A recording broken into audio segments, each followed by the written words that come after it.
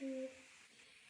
Aujourd'hui, je viens à vous pour répondre en fait à un commentaire que j'ai eu hier suite à ma vidéo sur l'argent. Voilà, hier j'ai expliqué un petit peu l'évolution de ma vision de l'argent.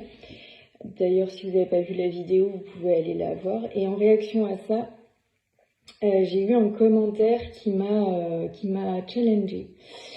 Et d'ailleurs, venir vous apporter une réponse me challenge aussi, dans le sens où je sens que voilà, mon corps, là, il n'est pas aussi à l'aise que les autres fois où j'ai pris la parole face à vous.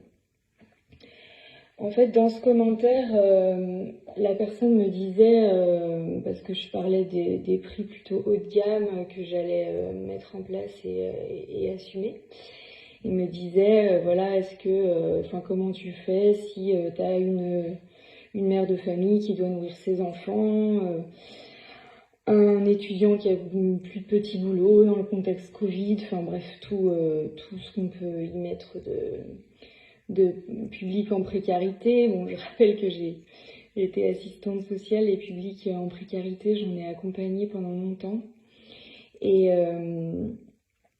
Et aujourd'hui, en fait, quand je parle aux gens, je m'adresse pas à des catégories. Je pars pas du postulat que quelqu'un qui est en difficulté financière n'aura pas les moyens ou la possibilité de créer de l'argent. Moi, quand Julie et Marielle se sont présentées à moi par rapport, donc c'est les deux personnes qui m'accompagnent en coaching actuellement.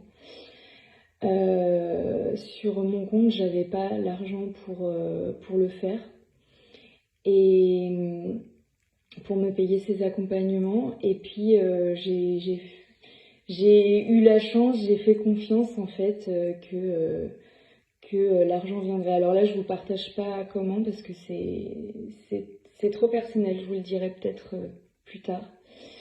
Mais en tout cas, pour répondre à ça, j'ai eu mon intuition m'a dit d'écrire une lettre à l'univers.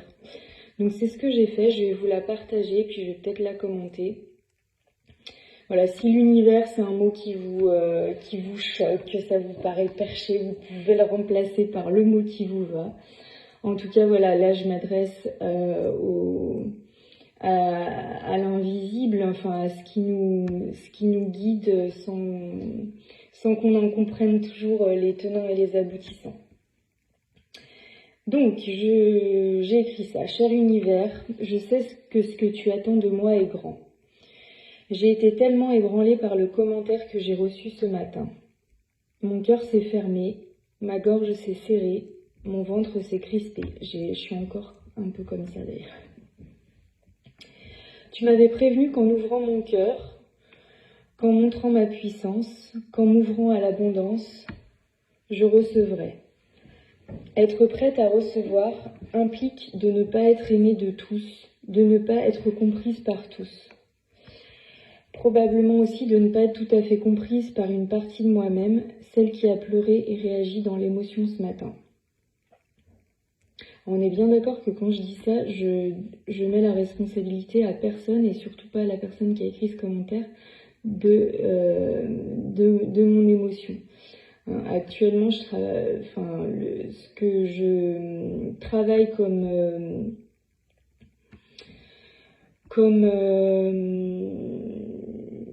dans mon inconscient, tout ce qu'il y a par rapport à l'argent et que j'ai à travailler, ça vient chercher des émotions, c'est normal, ça fait des années que c'est là, ça fait des années que je fonctionne avec ce confort-là sans le remettre en question. Quand on est dans des prises de conscience, il y a des émotions qui peuvent être associées à ça. Et personne n'est responsable de ça, c'est moi qui choisis en fait de faire ce travail. Et voilà, il n'y a personne d'autre que moi qui est responsable de mes émotions. Il y a des déclencheurs, mais pour moi, c'est que des opportunités encore d'aller voir, parce que en fait, il y a des pensées que je pensais avoir travaillées dans les premiers lives du programme sur l'argent avec Julie Bruel. Il faut savoir que les 3 premiers lives, j'ai pleuré parce que justement j'avais à faire le deuil d'un ancien mécanisme de fonctionnement dont je sentais que c'était plus aligné avec moi. Mais voilà, une grande peur d'entrer dans ce nouveau paradigme de l'argent qui est bien moins confortable parce qu'il nous donne une très grande responsabilité. Bon bref, je continue. Donc dans ce commentaire, il y a les mots du mental, de la tête, mérite, faire et la question du comment. Je choisis les mots et donc les pensées du cœur, confiance, être et abondance. Cher univers, tu m'invites à créer mon offre et mon tarif d'accompagnement pour les femmes atteintes d'endométriose à partir de l'énergie de l'abondance, pas celle du manque. D'ailleurs, je partage avec vous que dernièrement, je sentais, il y a une personne que j'accompagne avec qui je sentais que le tarif qu'on pratiquait était plus... en fait, c'est une personne que j'avais commencé à accompagner à La Réunion. Et donc, on avait gardé le même tarif qu'avant, on va dire. Et là, je sentais que c'était plus aligné, donc j'ai pris la décision de lui dire. Et quand j'ai pris cette décision, mon mental m'a dit... si elle change, enfin si du coup elle veut plus travailler avec toi, etc. Bref, tout s'est activé, toutes mes peurs de perdre et voilà. Et puis en fait j'ai décidé que c'était voilà, en tout cas il y avait quelque chose qui collait plus dans le tarif que je pratiquais avec elle, et donc je lui en ai parlé. Et quand je lui en ai parlé, j'avais vraiment accepté qu'elle puisse me dire ok, on arrête, enfin voilà, ça me va pas, et c'était tout à fait ok pour moi, et c'est pas du tout ce qui s'est passé. Alors que pourtant c'était quelqu'un qui au départ avait une situation où elle m'avait expliqué que c'était un engagement pour elle financier de faire le travail et qu'elle savait pas trop comment elle allait payer, etc.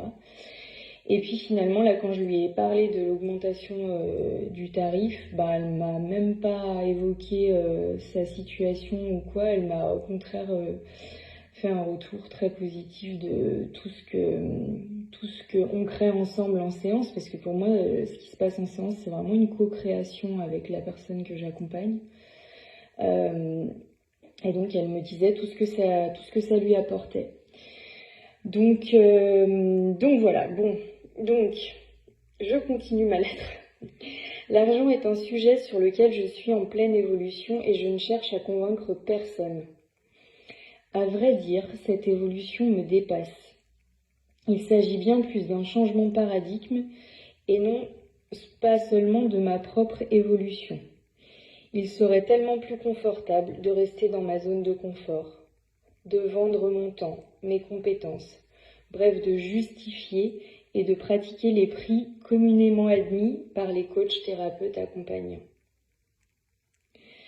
Cher univers, je sais car je l'ai ressenti que tu étais avec moi hier lorsqu'après avoir posté cette vidéo sur l'argent, j'ai célébré.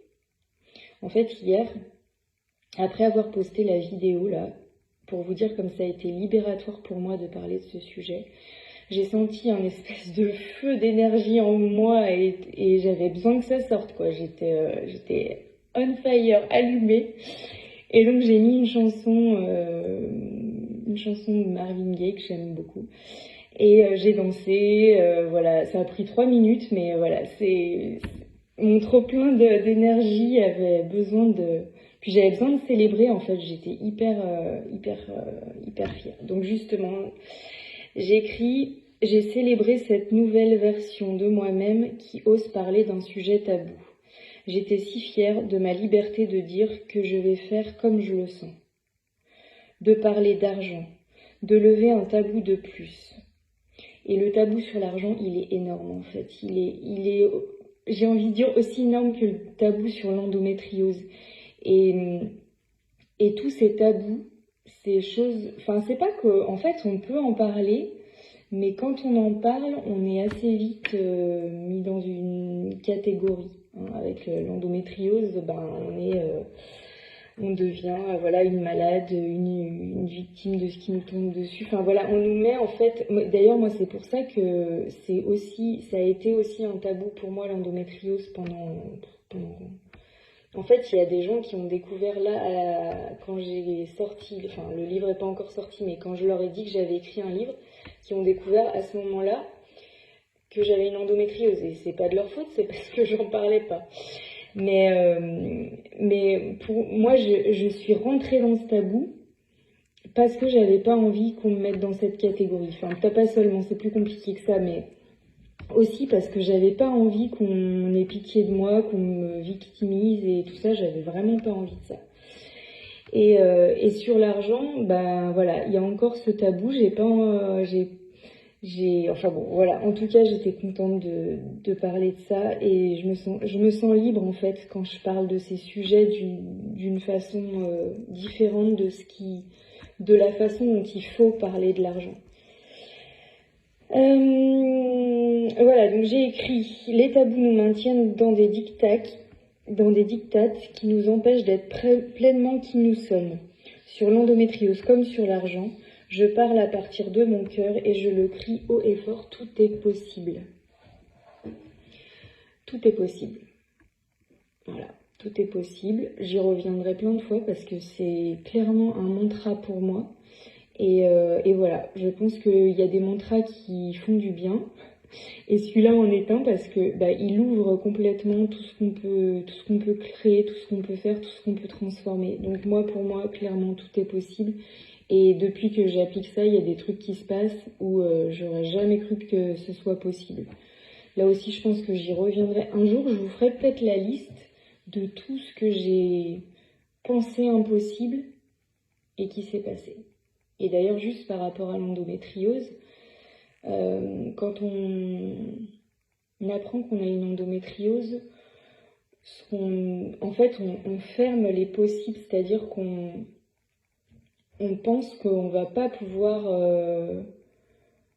mener une vie épanouie parce que la maladie va nous pourrir la vie, que c'est une maladie... Et ça veut pas dire que c'est pas la réalité. Hein, voilà, on peut nous dire aussi qu'on ne pourra pas avoir d'enfants. Et ça ne veut pas dire que sur le papier, c'est pas une réalité. Mais à côté de ça, c'est possible. Moi, quand on m'a dit que j'étais stérile, heureusement que j'avais déjà un peu ça. Tout est possible. Bon, j'ai eu 2 enfants. On en reparlera. Donc, j'assume enfin que je ne vais pas sauver le monde, ni même toutes les femmes atteintes d'endométriose. Je ne sauve personne d'ailleurs. Mes clientes sont responsables de leurs résultats. Je les guide, mais j'ai complètement confiance en elles et en leur capacité d'auto-guérison. Alors quand je parle d'auto-guérison, je parle de guérison du cœur. Je ne parle pas forcément de guérison médicale. J'offre un espace pour permettre leur propre transformation. Et l'humilité me rappelle que l'important n'est pas le résultat, mais celle que je deviens en chemin. C'est-à-dire que, en fait, tout ce que je vous dis que je vais réaliser, pourquoi je vous dis que je vais le réaliser? Parce que pour le réaliser, je pense que la meilleure façon de le réaliser, c'est de me mettre déjà dans la posture de celle qui a confiance que ça va se faire. Mais est-ce que c'est à ça que je vais arriver? J'en sais rien. Et vraiment, peu importe en fait. L'important, c'est que je continue de me transformer et à proposer des choses qui sont en alignement avec qui je suis. Donc voilà, peu importe le résultat, moi, ce qui importe, c'est celle que je deviens en chemin. Donc je n'ai plus besoin de l'approbation des autres. Je sais ce qui est juste pour moi. J'agis en alignement avec qui je suis. Merci pour ton soutien. Donc là, je m'adresse à l'univers. Merci, univers, pour ton soutien. Et ces tests que tu m'envoies pour vérifier que j'ai la calibration énergétique à la hauteur de ce que je m'apprête à recevoir. Cher univers, j'ai le courage de tenir ce qui est en alignement avec moi. Et moi, c'est la moi d'aujourd'hui. Elle sera encore ailleurs demain et encore ailleurs après-demain. Je suis en perpétuelle évolution et je prends plus mes décisions comme la capucine d'hier qui voulait être aimée, validée, valorisée par tous. En fait, aujourd'hui, J'accepte que la voie que je prends, elle est engageante, elle est challengeante, elle est parfois inconfortable. En tout cas, elle me fait passer par des grandes phases d'inconfort. Mais voilà. Et donc, d'ailleurs, j'en profite pour vous dire que si dans ce que je dis, dans ce que je partage, il y a des choses avec lesquelles vous n'êtes pas d'accord, mais c'est complètement ok. Il y a pas, je cherche à convaincre personne. Et si, comment dire, vos commentaires sont constructifs, en fait, que vos questions cherchent à répondre à un appel de votre cœur qui vous dit mais là ça me parle, mais ça je sais pas trop, j'aurais pas toujours la réponse parce que c'est vraiment des choses qui me dépassent pour beaucoup, ce dont je vous parle.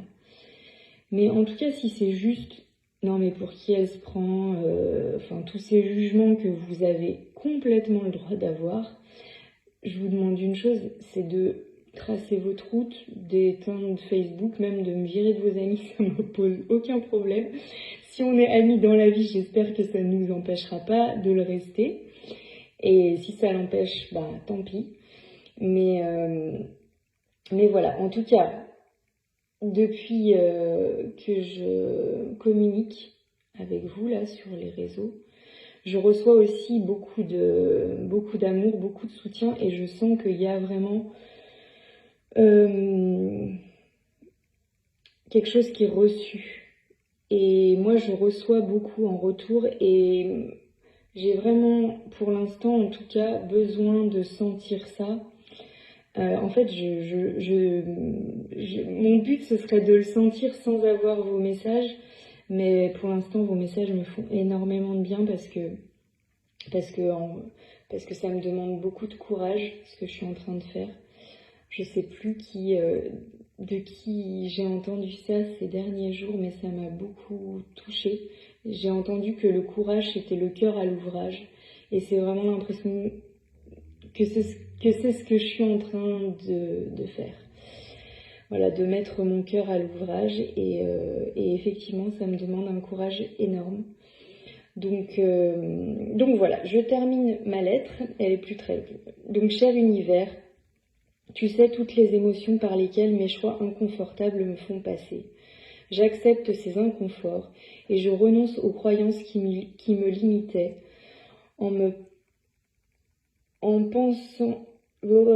car en pensant que pour aider les autres il faut se sacrifier, on peut finir par ne plus mettre son talent à la disposition des autres, à se réduire pour se protéger. Je pense aujourd'hui que je peux apporter ma plus belle contribution au monde et ne pas me sacrifier. Me respecter, respecter mon rythme, mes désirs, mes limites et mon corps. Il y a longtemps, mais aussi assez récemment, j'avançais dans cette croyance, ce paradigme que pour aider les autres, il fallait se sacrifier, ou en tout cas, mon moteur, c'était justement le mérite, le fait d'être aimé par tout le monde, le fait que les gens me disent que c'est bien ce que je fais, voilà. Mais en fait, je me faisais pas du bien à moi. Je faisais pas du bien à mon corps et l'endométriose, tant de fois est venue me rappeler, enfin m'empêcher d'aller dans cette voie-là. Et bon, bah, je l'ai entendu, j'ai mis du temps. Il y a eu beaucoup d'étapes. Si vous lisez le livre, vous verrez qu'il y a eu beaucoup d'étapes et que mon corps, je l'ai beaucoup maltraité. Et je pense qu'encore aujourd'hui, il y a des moments où c'est difficile pour moi d'aller écouter jusqu'au bout, ce